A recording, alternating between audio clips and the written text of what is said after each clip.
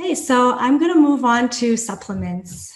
In times of stress, I would definitely get zinc, I would get magnesium, selenium, and iodine. I actually use a liquid iodine like this. There's Lugol's iodine that you can order online.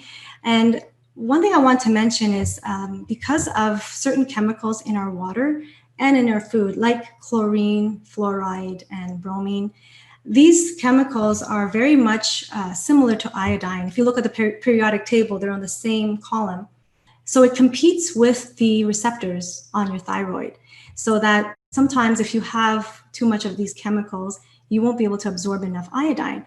So that's why I like to use this. And it's good for women's health, for the reproductive system, the breast, the ovary, the uterus. It's really a good way to help with the health of the glands. Vitamins, vitamin C for sure. I take 1,000 milligrams a day, but heading into the cold season, if you feel the chills, you can boost that up. Water soluble vitamins, so you'll pee out the excess.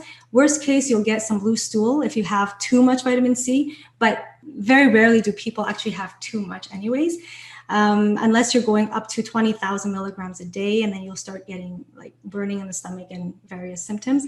Vitamin D3, I would definitely boost as well because of the lack of sunlight. You can go from 2,000 to 10,000. And if you want some customized information, like you get blood tests and you want to know exactly how much, we can always talk as well.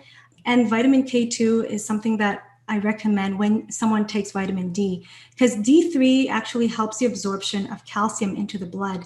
But once it gets into the blood, you don't want calcium to be stored in soft tissues like your heart and your blood vessels, because that can cause a lot of issues like constricting of muscles.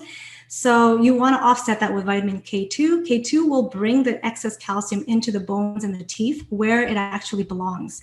So that's why I would always pair D3 with K2. And then there's bee propolis, which is a great antimicrobial. You could have that in your medicine cabinet. It exists in the spray form. You can spray in the back of your throat. Another thing, if you don't take fermented foods, I would definitely recommend probiotics. And that could help with boosting the good flora in your gut.